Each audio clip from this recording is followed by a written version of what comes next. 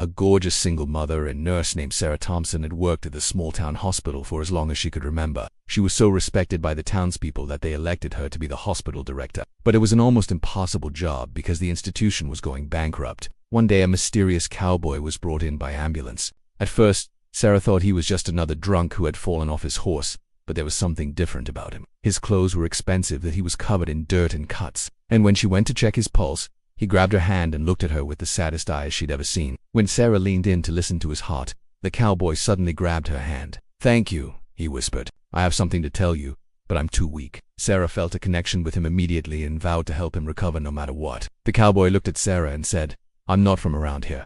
My name is Luke Harlan." Then he passed out again. Sarah felt sorry for him because even though he was rich, he was also incredibly humble and kind. She didn't know why, but she felt compelled to take care of him. After running tests, it turned out that Luke had a broken rib and several other minor injuries. It was obvious he wasn't used to being touched or examined by people. When Sarah asked him about his family, he said, "I don't have any. Everyone I loved died a long time ago.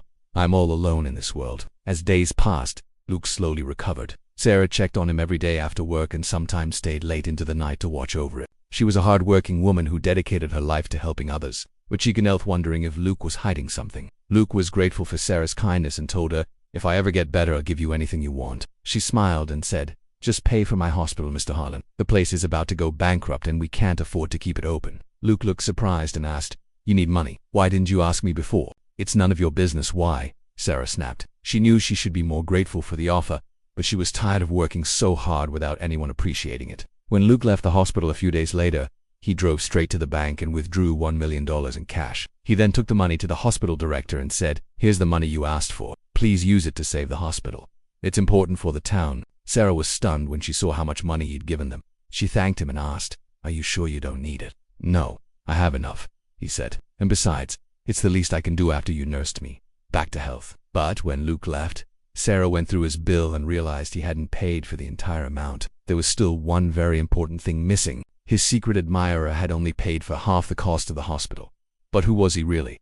And why did he pay for the hospital? Determined to find answers, she checked his medical records and discovered something shocking. Luke Harlan didn't live in the town. In fact, he'd donated large sums of money to various charities throughout the country, which made him a millionaire. She couldn't believe she'd treated a millionaire like a pauper. Suddenly everything made sense. That explained his expensive clothes and the way he'd looked at her. But why had he pretended to be poor? Later that week, Sarah went to Luke's cabin and found him fixing a fence. He looked up and smiled when he saw her and asked, "What brings you here? Why did you lie to me?" She demanded. "I found out you're a millionaire. Why pretend to be poor?" Luke sighed and put down his hammer. "I'm sorry, but I prefer to stay out of the spotlight. Being famous doesn't make me happy. All the money I have came from my parents. I never asked for it, but I feel like I have a duty to help others since I can't do it myself." "But why did you choose our hospital?" she asked. "Because it's a good cause. I've been watching you for a while and I see how hard you work, so I wanted to help you and the people in this town. I've actually been funding the school and orphanage for years now, but I do it anonymously because it makes me feel good about myself. I can't stand seeing people in need and I want to do something about it, but I can't be known for it, do you understand?" Sarah had tears in her eyes as she listened to him. She realized that behind his rough appearance, he was a man with a heart of gold. Meanwhile, the townspeople were in a panic because someone was trying to buy the hospital. They didn't know who this person was, but they were willing to do anything to stop them. Sarah went to talk to the stranger, whose name was Clara. "Why do you want to buy our hospital?" she asked. "I'm afraid I might have bad news for you. I think you should prepare yourself." "I'm sorry, but what do you mean?" Sarah asked. "I'm afraid I'm going to have to close this hospital down. It's not making enough money and I don't see a future for it." "I'm sorry, but it's true. This hospital has been losing money for years, and I don't think there's anything you can do about it." "Maybe you should think about starting a new career," Clara said coldly. "But what will happen to the patients?" Sarah asked. "They'll have to go to another hospital in the next town, won't they?" "Yes, but you're the one who should start thinking about your own future.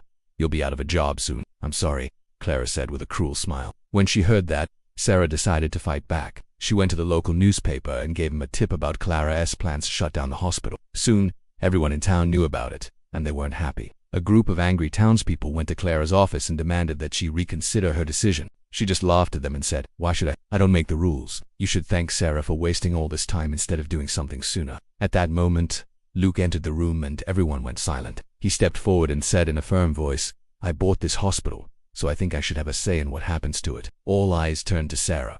She was shocked and confused, but then she understood. Luke had been pretending to be a poor cowboy, but in reality he was a millionaire. "I'm sorry I judged you, Luke.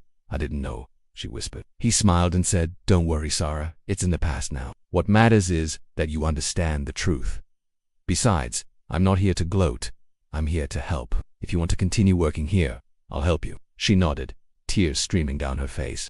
In the end, Luke helped Sarah save the hospital, and the people of the town were grateful to both of them. As for Sarah and Luke, they fell in love and got married soon after. And the most surprising part, they lived happily ever after.